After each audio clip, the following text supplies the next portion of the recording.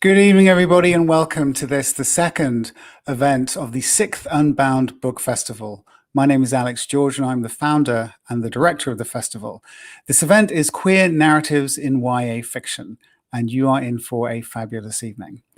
We're still getting used to this strange online world at Unbound, and while it won't ever be the same thing as being there with you, I think I like it so far. Our kickoff event on Tuesday, featuring readings and conversation from 4 of the contributors to the anthology Alone Together, was a wonderful occasion. Like all of this year's events, including this one, it's available for viewing or reviewing on both our Facebook and YouTube pages. So far, over 1,000 people have watched it, and that has me thinking that maybe there's something to this internet thing.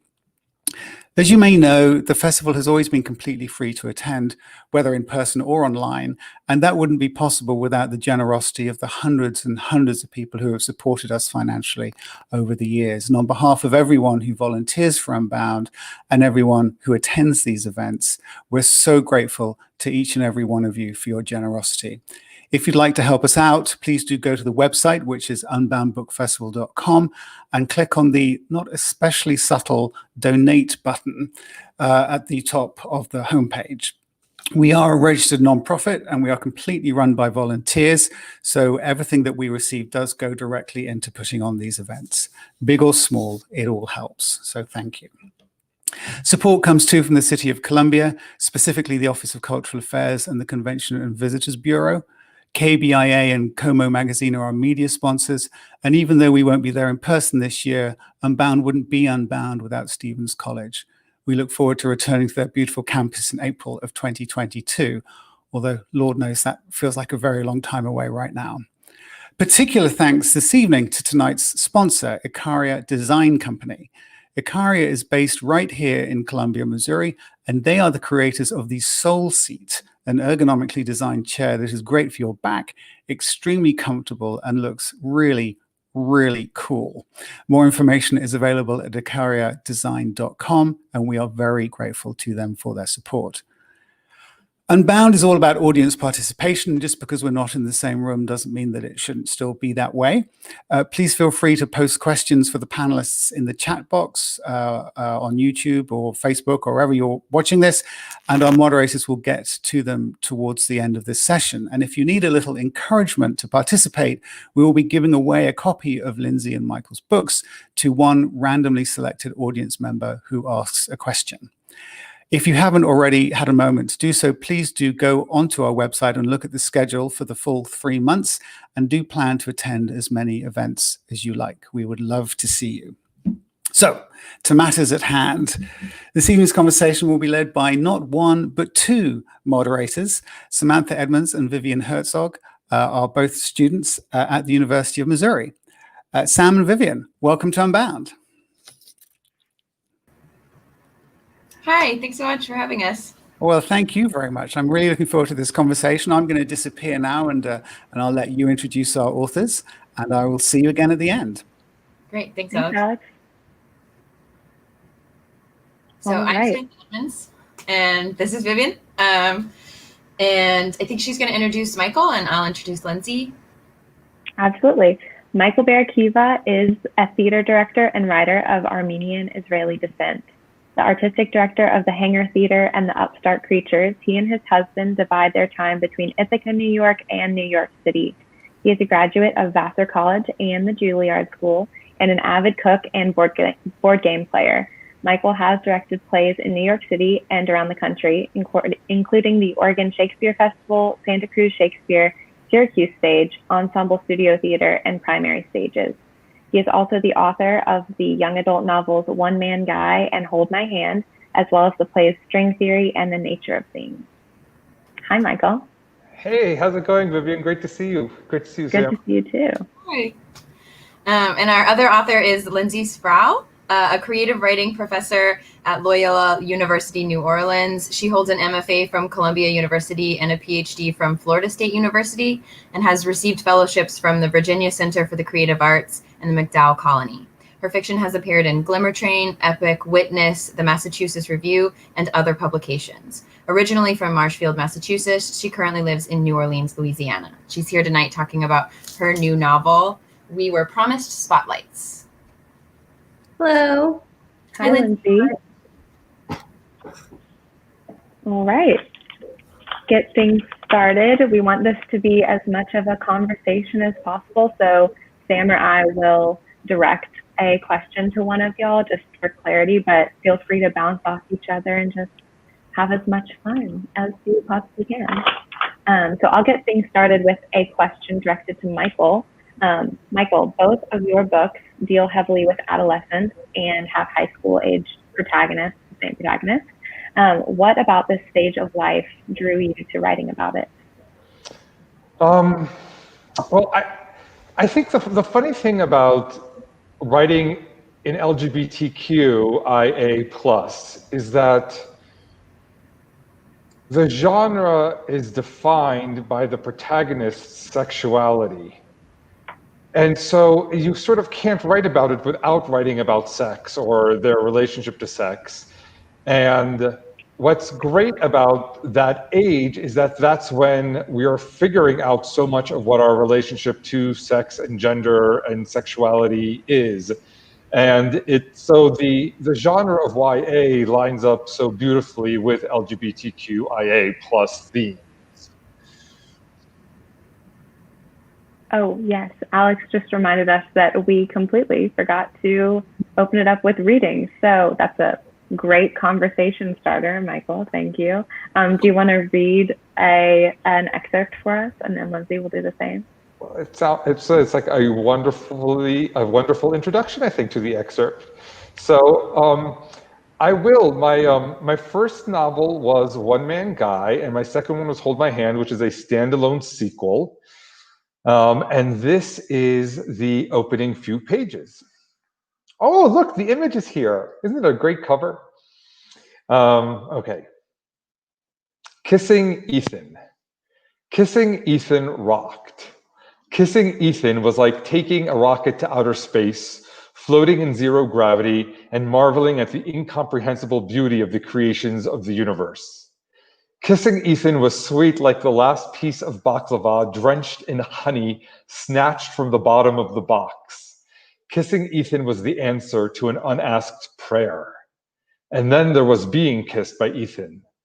Being kissed by Ethan was not the same as kissing him. Being kissed by Ethan was rapture, surrender.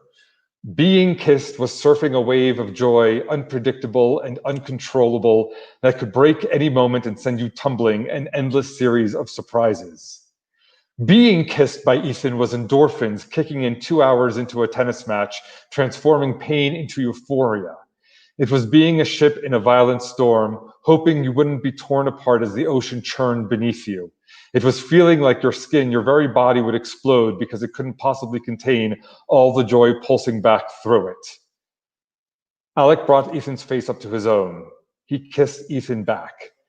Kissing Ethan was safer than being kissed by him. Alec pulled away, gasping for air, as if he just edged out a victory in the tiebreaker of a five-set tennis match, full of baseline strokes, cross-court slams, and net game saves.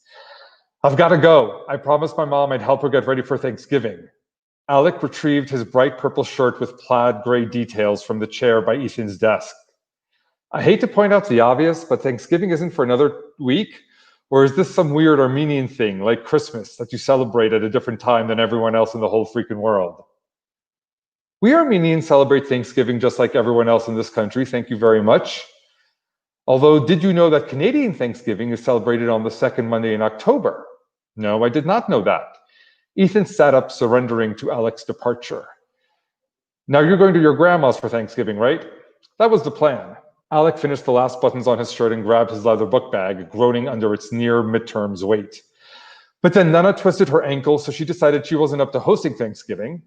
I will try to spare you the political saga that ensued as my dad and his two siblings negotiated who would assume the mantle, but suffice to say it involved 3 instances of blackmail, 2 of coercion, the re-emergence of a fight from 20 years ago when my dad and his older sister were in college that had something to do with a cat, tears, apologies, more tears, and a complicated negotiation involving a credenza that both my dad and his younger brother would like once Nana finally passes on to the next world. We're talking backroom deals that would almost put 45's presidential administration to shame. And this is sparing me the saga. The long and the short of it is that we will be hosting Thanksgiving this year. So yes, 7 days is barely enough time to prepare. My mom took off the week from the UN, the entire week, because she knows that hosting her in-laws is a prime opportunity for judgment. Ethan rolled over on his back, defeated. Are all Armenian families this complicated? From what I hear at church, we're on the simpler side. My mom has 6 siblings who all live in the same town in Southern California. I'm amazed they haven't had a Romeo and Juliet style feud spring up there. Alec finished tying his shoes. I'll see you soon, okay? Wilt thou leave me so unsatisfied? Ethan asked, eyes batting from the bed. What satisfaction canst thou expect? Alec flirted back. See, I can quit R&J too, and still out of here. Ethan hopped out of his bed and threw on a plaid flannel that hung open on his wiry frame. He kissed his boyfriend goodbye. I'll see you soon, okay? I want to talk to you about something anyway. And that's the end. Thank you, Michael. That was wonderful. I'm really glad that I got to hear you read some of that.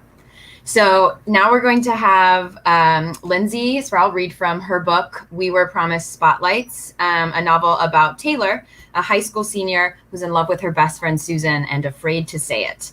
Y'all are really in for a treat. Here's Lindsay. Thank you so much. I'm just going to read the very beginning, and it takes place in 1999, which I think is probably important. I went into the bathroom outside the gymnasium, which was all decorated like an evening in Paris, because I knew I was going to throw up. It was the secret bathroom, the single stall one tucked behind the staircase, where you went if you didn't want to be seen or heard. When I got inside, Corvus McClellan was there, smoking a cigarette. I hated Corvus McClellan. I mean, I was supposed to hate her. Only I was starting to miss her now that it was senior year and everyone was getting ready for graduation. She used to be one of us. Every day at recess, we played Foursquare. Susan Blackford, Heather Flynn, Corvus, and me, but that ended in 7th grade. Corvus gave me a pitying look. That homecoming crown looks stupid on you, she said. I gripped the side of the sink, trying not to do this in front of her. Corvus wasn't a person I wanted to throw up in front of. The crown was floppy and made of the same cardboard as the Burger King ones, only it was spray painted gold and had a tiny Eiffel Tower on the side. Sorry, the pages are stuck together. Which was pushing my ear down. She was right, I looked like a dildo. What are you even doing here? I asked her. Corvus should have been insecure, but she wasn't. She had jaundice-looking skin, lips that were too small, and hair that was always greasy. My date, Brad O'Halloran, was just voted homecoming king. I let him go down on me a month before in the back of his Datsun, and a few days later, my vagina felt like it was full of fire ants.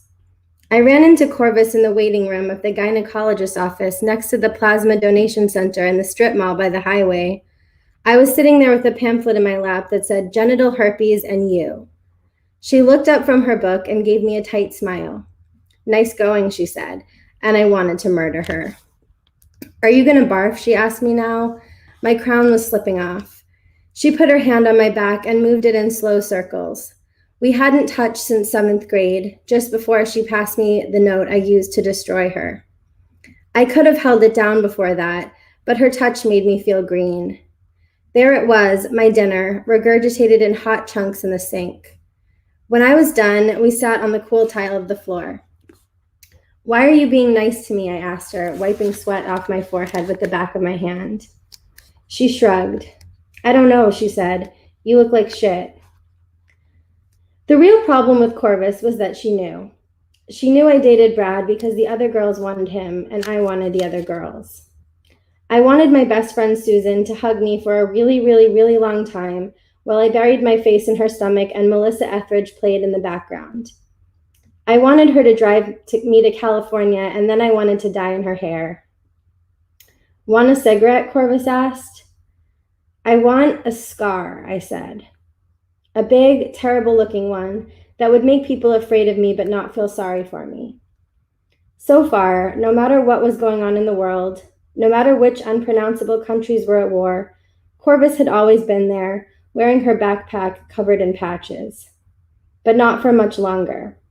Corvus got good grades, and even though she wasn't pretty, she had that rare glow of a special person, or at least a person who believes she's special. She looked like someone who'd just set her house on fire. She looked like someone who was going to ride away on a horse and never come back. I imagined her leaving, spending nights in a long chain of different states in stale motel rooms where headlight beams crawled across the walls, and she would have girlfriends, and she would not be ashamed. After she left, I would be stuck with all the assholes who loved pretending that the gymnasium really was Paris, who thought I was lucky for being pretty. Maybe I would start to believe them after a while. I looked like a homecoming queen. Probably someday I would be a dental hygienist. You'll be okay, she said. I didn't believe her. There was such a private peace in her eyes. I couldn't know how she got to where she was now. I could only see that she was there. Stop there.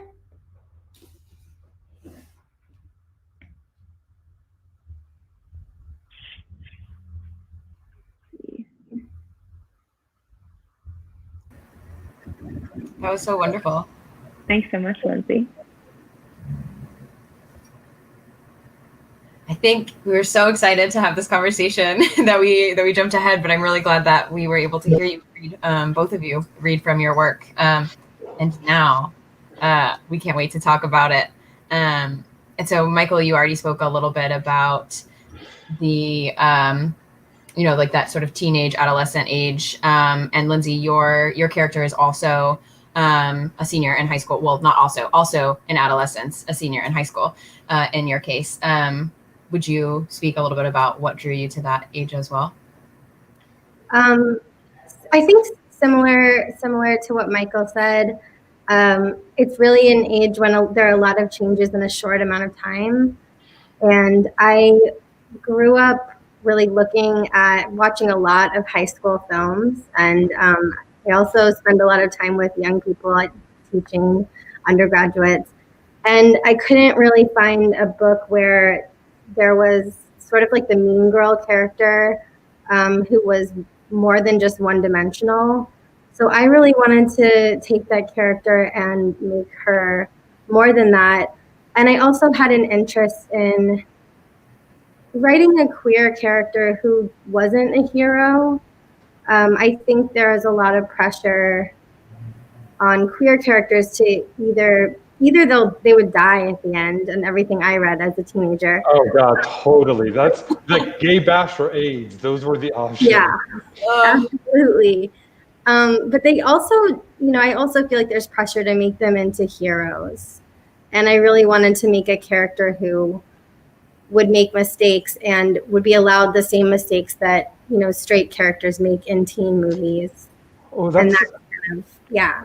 That's so interesting, Lindsay, because I think you're identifying a really interesting trend when minorities become protagonists, which is that, like, first it's stories in which they're victims to violence, then it's stories in which we can only imagine them as perfect because they have been demonized so often in literature, and then, like, in the third round, we are able to write them like real people. Yeah, exactly. So I think there were two stereotypes that I wanted to merge together, and that's why I didn't know it was going to be young adult. I didn't really know what young adult was when I got this book deal. I still think I'm learning what it is, but I think it's been really fun to have a character without retrospection, just living in the moment. I love that line where she goes, where she says, where she passed me the note, we hadn't touched it, she passed me the note where I destroyed her. And I was like, wow, this is our POV character. We're going to be on a ride. Yeah. I love how she's always looking at everyone around her and being like, they're nicer than me. Like, she's like, Brad is nicer than me, or my best friend Susan is nicer than me. And so she is sort of like aware, like kindness is something that really interests her as a concept, but it's not something that motivates her. And the way that, like, you're talking about, like, she's not a hero, right? She's just a 17-year-old like girl trying to figure it out. And hurting people on the way. That's excellent. I had a question sort of similar to the one I asked previously, but about the intersection of, young adult novels and LGBTQ novels. What do you think you could do, because you decided to write, this is close to both of you, by the way, a YA novel or novels with LGBTQ protagonists? What do you think that allowed you to do that maybe you couldn't have done if you had explored queer protagonists through adult fiction? Oh.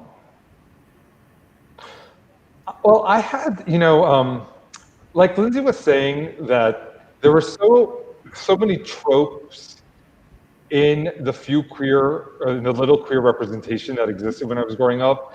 And one of the tropes that I saw sort of emerging is the coming out story, and the coming out being such a big deal. And I really wanted to write about a queer teenage protagonist in which the writing out was not a big deal. Coming out was not a big deal. And, one of the things, I came out when I was 21, and I think when I came out, I felt like, oh my God, I can't believe I waited this long. I think everybody feels that way a little bit, regardless of what age they are when they come out. But the average age, we assume, if this data existed, has been decreasing steadily over the last 2 decades in a wonderful way. So writing out an adult coming out story would be really different than writing out a teenage coming out story. Did you have anything to add to that? Yeah, I think honestly, one thing that was difficult sort of about it, but maybe also really freeing, was that the older, more wise, more kind, more educated version of the character is not available in this time frame. And I think that for me, it was frustrating sometimes because I have an unlikable character and she does some horrible things. But it was also really freeing because she hasn't learned yet. And so she was able to learn things in the course of a year that an adult character might not learn. And, still have the freedom to not have it all figured out by the end. But she's still just 18 when the book ends. And she's never left her hometown, really, which was pretty similar to my experience, although this is, not really based on me. I do have a coming out scene, but it's not really a figuring out that she's gay book. She already knows from the very beginning. And it's not really like a kind of a question. It's just sort of, what am I going to do with this? But I think it's both difficult, but also freeing to not have a retrospective adult present the whole time.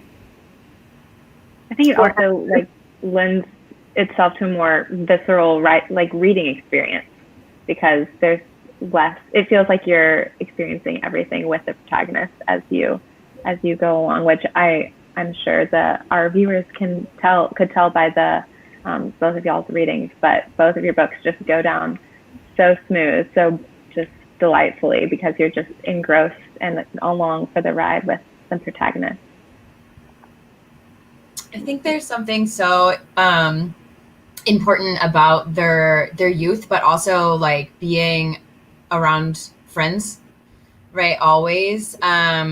Like Michael, you were saying you wanted to write a story where the coming out wasn't a big deal. And for Alec, in your first book, One Man Guy, his best friend Becky is the first one that actually is like, I think you have a crush on Ethan. That's cool, right? And so he's surrounded by support from the very beginning before he even says, I'm gay. And your character, Lindsay Taylor, is sort of met with like the opposite fear.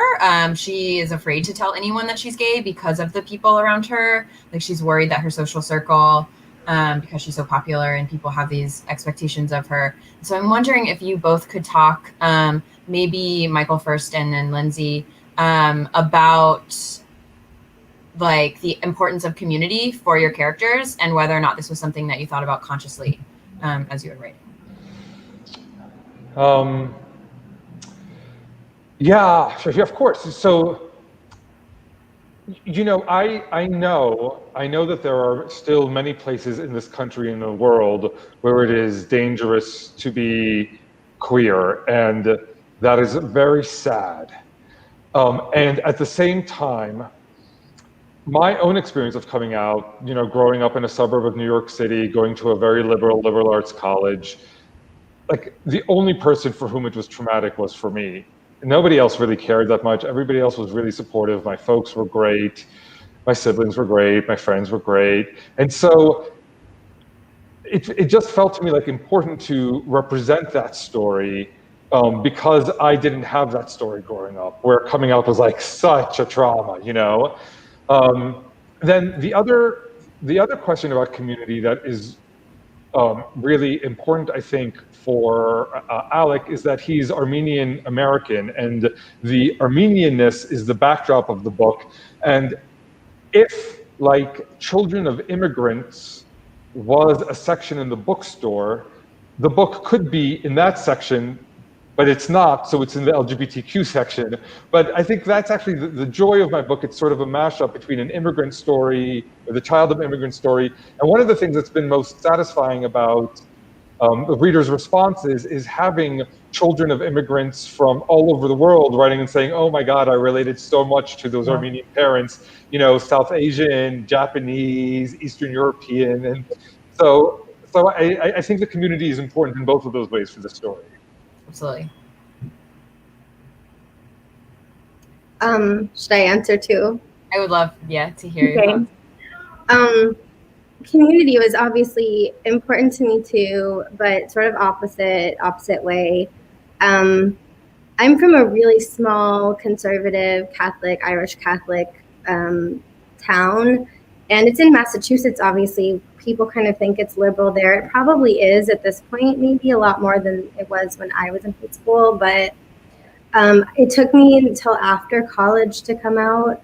And my college was really liberal, but I just felt really impacted by where I grew up. And it's not to say I loved where I grew up, and I love the people I went to high school with, but I think there was just there just wasn't a dialogue or a space or a language for anything queer where I grew up. I really wanted to rewrite a story where the character got to do what I didn't do in high school. I don't know what would have happened if I had come out in high school, but probably it wouldn't have been good. And I think for different reasons, my liberal college I sort of felt like I wasn't gay enough looking, Totally. which is so stupid now, but at the time, that sort of kept me, it was inside me, I think, but also not. I think it was kind of part of the culture where I was, that stopped me until I was actually in graduate school. So, I don't know, it was great to just sort of blow it up in a book. You know, I graduated high school in 1993, and coming out wasn't an option. Like, there was not a single out student in my high school. There was not a single out teacher, and that vocabulary didn't exist. Yeah, there was, I knew one person who was queer, and he had AIDS, and that was the only person I knew, and it was already the stereotype. But there just wasn't, I just didn't have the dialogue or I didn't know how to even talk about it. I just basically watched Desert Heart over and over again. But I think that the people I went to high school with, many who are queer, are really nice people, but I don't know how it's changed, how they've changed as people and how I've changed. And I wonder all the time what would have happened. And so do my other friends too, if someone just blew everything up. Sometimes I meet somebody now who is okay with queer people, but I think to myself, I bet you if we were in high school together, you would have been one of those people who was not okay with queer people. And this is totally like an accusation in my mind that has nothing to do with the reality. And then I just secretly hate that person.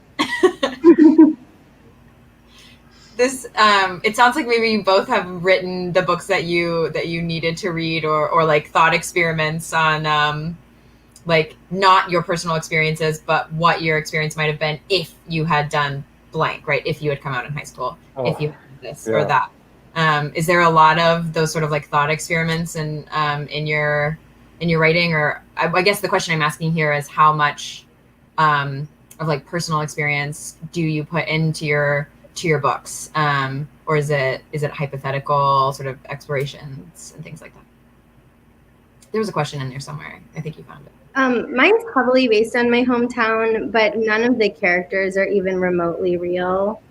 So I think for me, it was really just the setting, and there's not a single character who resembles anyone in my grade who's specific, who I graduated with. But I tried to capture, it was hard to capture the feeling of the whole place with a small group of people. So I sort of went with trying to capture the setting and I don't even know, it's also first person. So I think maybe other people might view the people differently than my narrator does. But it's definitely not based on real people, but it's heavily, heavily based on my hometown. I'm also just very homesick for my hometown and wanted to spend some time there.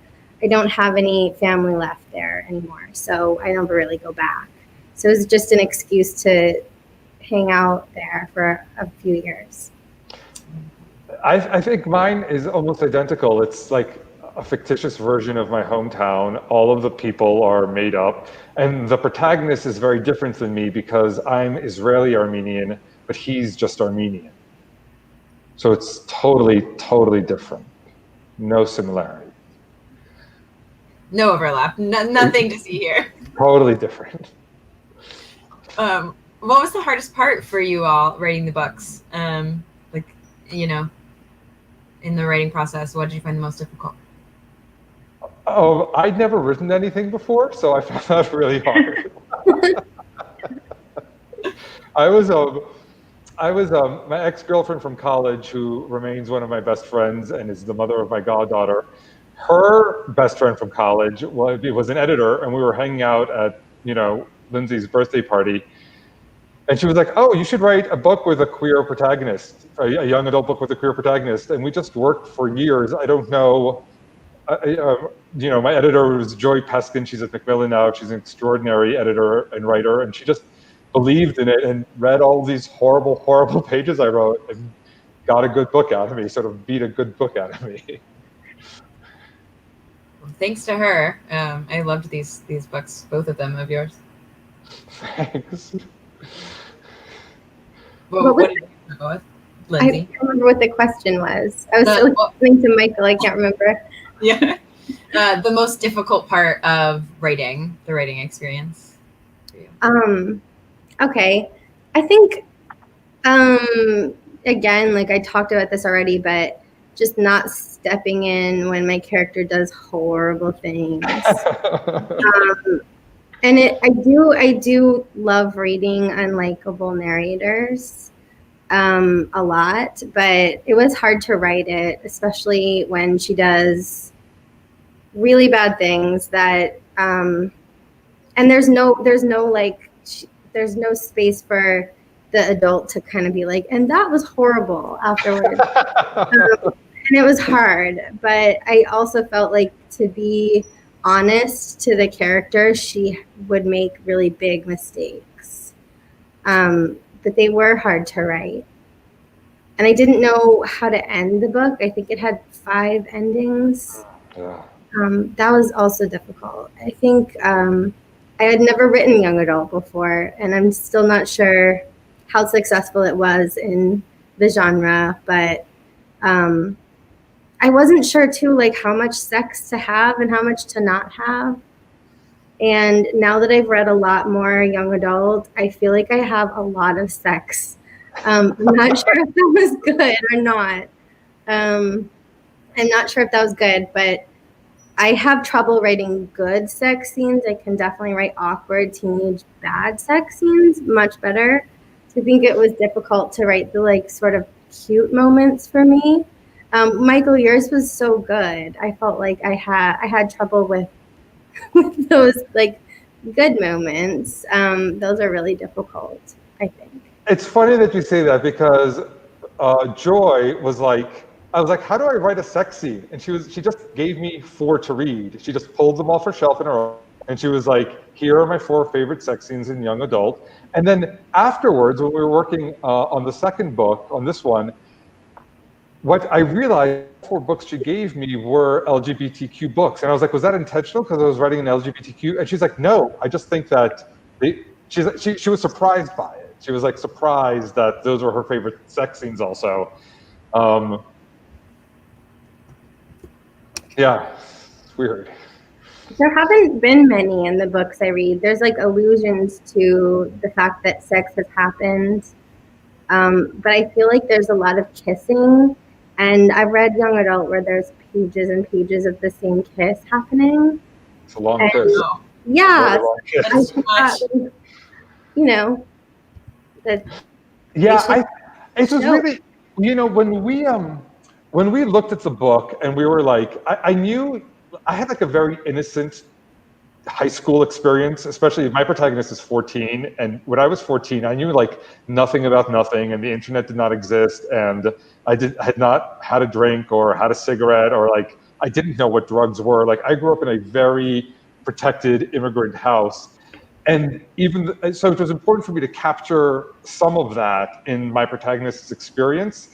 And where that worked out nicely is that it was really important for me to have like 2 or 3 sex scenes in the book, because I think another thing that happens, like this is like my frustration with Will and Grace, is that queer characters become mainstream, but they're neutered because we're so terrified of seeing same-sex physical affection. So I sort of decided I was going to put all of my like, you know, blue chips in sex. So there would be no drugs, no alcohol, no controversial except for those scenes. Yeah. That's really interesting. We're not quite ready, but almost ready to get to some audience questions. So I wanted to ask, before we hear from the audience, when you were writing your book, what did you hope to convey to your readers? Did you have these fictitious readers in your mind? What were you hoping that they would take from your writing? Lindsay, if you wanna lead us off on that one. I don't know if I had readers in my mind when I was writing it. I just kind of wrote the book that I wish existed when I was young. I think that's all I can really ever do. Try to fill in a hole that I wanted to be filled when I was a young person. But yeah, I don't really write. I don't really know how to write for an audience, especially in a first draft. I just kind of try to find a story that I wish was there. Yeah, I'm with Lindsay on that. So like, the only way for me to really answer that is to reflect what the people who have read the book and tweeted me about it say, which is like, there is, I'm working on a play right now that is set in ancient Rome before Christianity. And it's an incredible moment because so much of that society is like our society, but there isn't a Christian influence on it. So prostitution is legal and has no negative connotation. You know, suicide is the same way. Like at a certain age, you could apply for a suicide license and the government would grant it to you, and then you have a party and then you commit suicide. And one of the things that is really glorious about it too is that there's so much shame around all kinds of sex in our society, let alone queer sex. And there shouldn't be, because there are responsible, wonderful ways to have sex when you are mature and ready enough for it. And I hope people feel that way. Yeah, absolutely. We have a question from Audrey in the audience that I think is a really good one, which is, do you find it frustrating or useful that stories with queer main characters are automatically shelved as queer specific story? Yes, I find it frustrating, I think, but it also is helpful if that's what you're looking for. I wish that there I wish it could be shelved in more than one place. But I'm not, like, these books I don't, because the queerness of the protagonist is so integral to the story. But I'm working on a contemporary fantasy epic now called These Precious Stones that is not, the protagonists are also queer, but the story does not center on that at all. I just love Dungeons and Dragons and fantasy and really want there to be more queer protagonists in there. And I'm having a very interesting conversation with my publisher right now about where that book will end up. You want a fantasy shelf? Yeah, I think I'm in a similar situation with my second book. It's much more about trauma that's outside of queerness, even though I just always write queer characters because I'm queer, so that's sort of where I go. But that doesn't always, it's definitely not the focus of my second book. And I know that it will be shelved under queer books anyway. And it's not the point, it's not the main point of the book at all. Mm-hmm.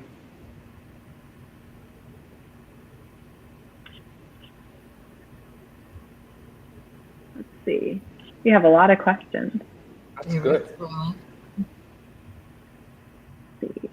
Okay, we have a question from Abigail. She asks, what are some things you think librarians, teachers, and counselors can do to make their workplaces safer and more affirming for queer youth? I do this every day with my job. And also just right before this finished up a diversity, equity, and inclusion meeting with other faculty and staff. This is definitely on my mind. I think that it's important to ask pronouns all the time and try to remember and make space for trans and gender non-binary students immediately and not assume anyone's gender. And I wish that there was more, like we have Title IX training. I wish that with the Title IX training, we could have competency training, LGBTQIA plus competency training for librarians, teachers, and counselors, because I think when it's optional, the people who sign up for it are those who already are very much interested in educating themselves in the first place. So I wish it was mandatory, but I think that just trying to not assume anything about anyone and leaving space for, I don't know, everyone to feel comfortable and safe. You know, this question hooks into our last one in a funny way, because by having an LGBTQ section, you're sort of forcing people to publicly out themselves to peruse the books in that genre. And I've thought about that. I would sometimes hang out at Barnes and Noble just to see who's buying books from this section. And I was like, oh, this is so public. You know, like if you're here on a school trip, or if you're in a library on a school trip, or you're outing yourself by being in front of that section. And I wish that there were a better way to do that. That's a good point to bring up, like the act of shopping and those like bookshelves could be really nerve-wracking. But I also like that they're easy to find if you are looking for books, right? I never found like YA love story or LGBTQIA love stories in the YA section just by itself. And so, you know, like it would be helpful to know exactly where to go to find the book I needed to read. But yeah, the act of like walking in that aisle can be really intimidating. You're right. Yeah, I think with YA, at least when I've been in the few bookshops since the pandemic, they're shelved in general YA, but there's also a gay and lesbian section, but it doesn't have young adults in it. Speaking to that sort of, oh, you go ahead. No, go ahead. Oh, I was going to say, speaking to that sort of separation that is fostered in bookstores or like online bookshops, we have a question from Susan. She asks, do you feel that you're writing mainly for a queer audience or for everyone? My editor told me to have a straight white 13-year-old girl in mind or 14-year-old girl in mind when I wrote the book, when I was editing the book. My editor also is queer, so is my agent. But she said to try and not write for that audience, but just to have them in my mind when I was editing. But I think she's right. I think I like to write for everybody. I wish everybody would read queer stories. I always think the own voices movement is so wonderful in young adult. But also I think especially lesbian fiction and film is always own voices, has always been own voices. It's always been consumed by also lesbians, I think, for the most part. So I wish it was more broad, and I think I could have been offended by my editor's suggestion, but I understand what she means. I think it needs to be hopefully read by more than just queer teens. Yeah, there's a really interesting thing that, because my editor told me some version of that in also some equally inoffensive way later in the process. And there's an interesting thing here where I don't know the data, but it is an right, it is a truth universally acknowledged that women read more than men do. Mm-hmm. Yeah. Ooh. We need more of these stories. From Ashley, she wants to know, what advice do you have for writers who want to write the LGBTQ stories that they needed or wished they had when they were younger?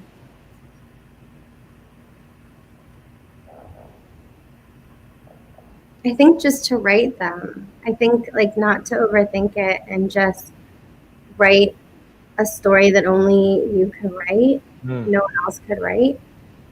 I think it's important to try and, especially in a first draft, to not think about a whole like sales and marketing pitch or any kind of audience at all, and just kind of write something and just not give up on it. I couldn't agree with you more. And although I am, very new to this field, it's sort of chilling to see how often, like, people are encouraged to think about how we would market the book before it's written. And it's like, make the art, and then figure out how to sell it. But if you start thinking about how to sell it, that's all you'll be thinking about. I think too that there are many versions of similar stories out there, but one version of a similar, like the hero story or like the tragedy, they exist in so many places, but people do really interesting things with them. And I'm very much a reader of voice-driven books. That's sort of what I love to read the most.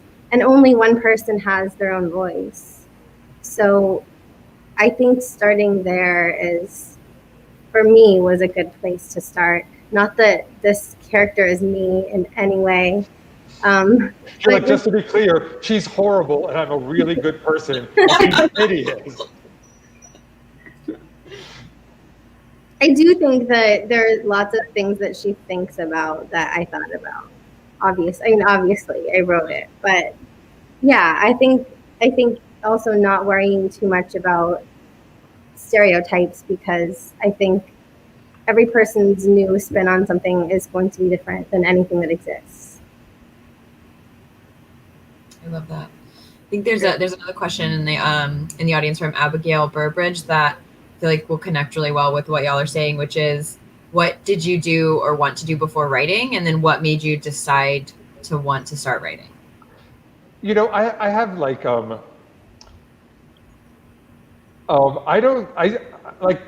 during the pandemic, when theaters stopped happening, I thought I'm going to need to do something because I need to pay rent and I need to stay creative. And this year I've been writing a lot. I'm working on an adaptation of Paradise Lost. I'm working on my next book, this contemporary fantasy epic, These Precious Stones, which is so long and so scary, it scares me. And I'm written this play that we're workshopping. And this year is probably the first year of my life that I've thought of myself as a writer. I trained as a theater director. I went to graduate school as a theater director. I ran a theater in upstate New York for 5 years until just a few months ago. I don't know. I didn't want to write. I just was between directing jobs and I was working for a writer, and the editor told me I should try to write. And it was like, well, I have nothing else to do. And and that was 10 years ago. But I was just telling somebody, I was like, it's not unlike coming out to me. That like my coming out was really gradual. It was not dramatic, and it wouldn't make for a good scene. It was, this long dialogue with myself and then experiments with boys that was like a 3-year process. And I think writing was just the same thing for me. I'm intimidated when I meet people who have been writing since they were like 15 or always knew they wanted to be a writer. That's the difference in my experience. I guess I'm that weirdo person who knew.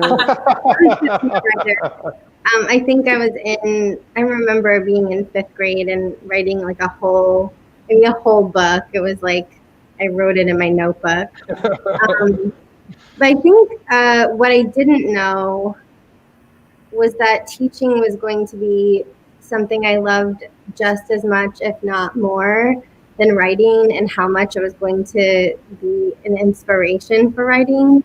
I didn't start teaching until I was 26, which, it was after my MFA. I taught in a prison in my MFA, but I had never taught college students before.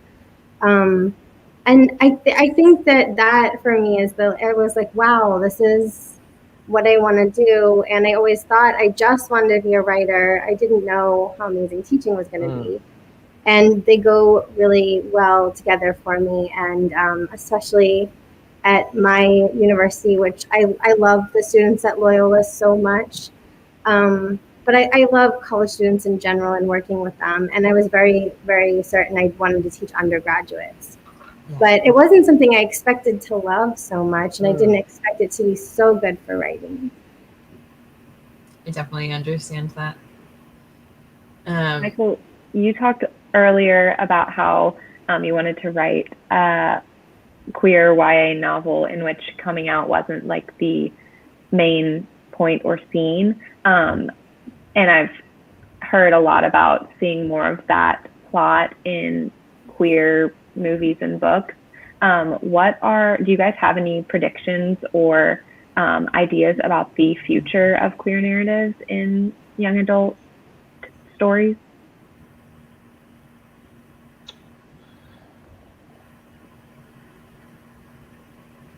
I think it's evolving in sort of the way that we were talking about, where there are more and more queer characters where it's not the focus of the novel. But also, I've seen a little more sort of open sex scenes lately than I did before. And I think like not sanitizing the sort of teen experience, a teen queer experience. I've seen that like changing in young adult lately, with allowing them to be more real characters and more full characters. Yeah, one of the things that amazes me about young people now is that I feel like their relationship to sex and sexuality is so much more evolved than my generation's was. And like I was on a panel with a writer with a bisexual protagonist, and she said on the panel that it's impossible to write a bisexual protagonist that makes people not hate you, because if they end up with a guy, you're going to say, oh, half of them is not being fulfilled. If they end up with a girl, you're going to say the same thing. If they end up by girls, they're going to say, oh, you hate bisexuals and you think they're going to be lonely for the rest of their lives. And if they end up like in an open polyamorous situation, you're like, oh, bisexual people are sluts. Like there's no happy narrative for that. And seeing young people, their ideas about gender and sexuality fluidity and getting out of this sort of like binary paradigm, I think is really inspirational, and I can't wait to see that in literature. Yeah, young people rock. I also can't wait. And that brings me to another question, which is thinking about how you research teenage characters and teenage social scenes. We're not teenagers anymore. And my life is just like, my students are not high school students, but they were just out of high school, so they can talk about it from a really close place. And I think for me, I just go to work. I can ask my students too, like, what is TikTok? I don't know what it is, and they'll just tell me. So I will ask my students questions a lot. And they're, again, some of them are 18, but most of them are 20, 21, 22. But they were just in high school. It's really fresh for them. So I think for me, it's just spending time around people. I don't even really see my colleagues who are my own age very much. I'm with young people all day, so. Yeah, I just directed a production of Christmas Carol for 3 years in a row, and there's a great youth company there, you know, and they were an invaluable resource to me. I would also really encourage writers like me who don't get to see teenagers on a regular basis, and to use them as alpha and beta readers. Like their input, you think like, oh, I need to ask them questions about these 3 things, but in fact, their input is about things that you never even thought about that are inaccurate or illuminating. Yeah, absolutely. I think we probably have time for one more question. Let's see. I feel like in the publishing world, there's sometimes YA as a whole genre can kind of get underestimated. Did you feel like you were having to overcome any misconceptions or misperceptions about the genre when you were writing your book? I don't think I did. I think, though, that I can imagine when I was in my MFA, there being some, maybe a little bit more pushback against it. But I think YA has been appearing more and more in academia and is no longer really stigmatized in the same way. Someone like Jacqueline Woodson, I think, has changed that, but a lot of others as well. And I've been able to teach YA courses in college, and like many of them. So I guess for me, in my life, I don't feel. I also am writing an adult novel at the same time, so I don't know. I don't feel like it's been too much of a. I don't feel like it's been. I feel like it's been welcomed. Yeah, during the pandemic, I started reading like some of my favorite books to try and comfort me through the terror and horror of our everyday lives. And April Daniels wrote, which is sort of like an alternative present science fiction superhero book with a trans protagonist. And I just feel it's one of the best books I've ever read ever, but it also like, it was literary, it was genre, it had a trans protagonist, it shattered all misconceptions that could exist about YA. And I just thought like, oh, books like this are just making it clear that YA can be, you know, my editor says the only thing that makes it YA is the age of the protagonist. Don't worry about the rest. I think Jacqueline Woodson's Brown Girl Dreaming changed the landscape a lot. That was I love that book so much. And I think it was so beautiful to write it in verse. And it was so groundbreaking that it could be read by a 10-year-old and someone who's like 80. And I don't even know how she did that. But I think that book for me was what changed my opinion of it. But at the beginning, it's so beautiful.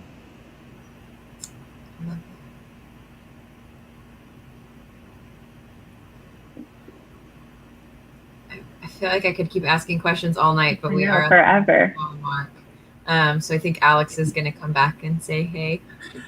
Yes, thank you all. It's it was great just to hear the discussion about Jacqueline Woodson, because she actually came to Unbound last year, and she was in the Missouri Theater, and there were 1,100 middle schoolers, all so overexcited. It was an extraordinary experience, and one I think I'll never forget, and my ears probably won't forget either. Thank you so much to everybody, Lindsay, Michael, Sam, and Vivian. That was a wonderful discussion. Really, really enjoyed every moment of it. We have a winner, by the way, on the for the drawing for the books. It's Abigail Burbridge, I think that is. So Abigail, if you would please send an email to mail@unboundbookfestival.com with your info, we will get those books to you. So congratulations for that. Again, our thanks to this evening's sponsor, Icaria Design Company. Next Tuesday, we have the first of our events recognizing the Missouri Bicentennial with two wonderful poets with deep ties to the state, Diane Glancy and Karen Crago. And Karen is, in fact, presently the Missouri Poet Laureate. And then there's more poetry on Thursday night with Jay Deshpande, Jenny Z, and Claire Warmanholm. So thank you all very much for being here. I look forward to seeing you again soon. Many thanks.